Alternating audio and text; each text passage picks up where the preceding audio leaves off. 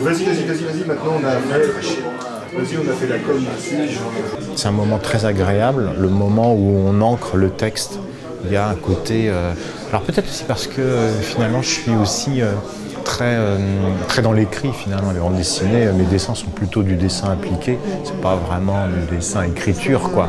Donc du coup, le fait que mes histoires sont avant tout du texte et avant tout des mots, le fait de pouvoir l'écrire à la main, je l'affirme en fait de cette manière-là, c'est clair. Ouais. Si les mécanismes sont pas déjà là à l'écriture, ça me va pas, quoi. Je me sens...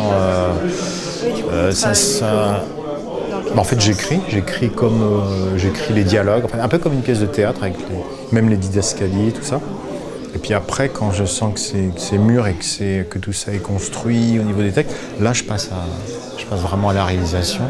Et du coup, ça devient presque un travail plus dans l'huminure. Enfin, c'est un travail presque artisanal, avec un espèce de, comment dire, de course de fond dans le temps. Il faut un rythme, il faut une espèce de... presque de discipline pour...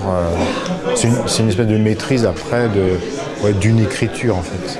Donc il y a finalement peu d'art dans la réalisation finale. L'art il est plutôt dans la rêverie, dans l'écriture.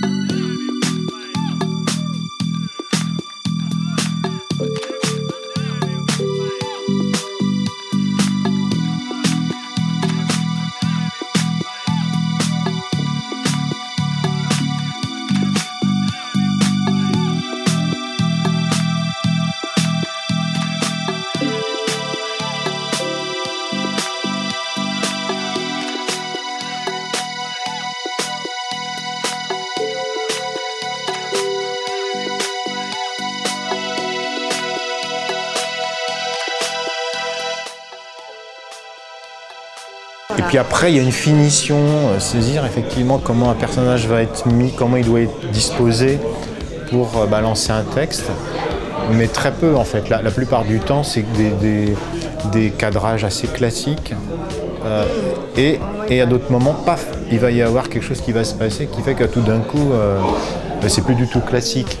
Et ça j'aime assez. Je serais plutôt du côté d'Orson Welles ou de Ozu pour ça, ou de Hitchcock, c'est-à-dire cadré avant et puis après, pour rendre encore plus surprenant le fait que quelqu'un se barre hors cadre ou hors champ. Là, ça devient intéressant.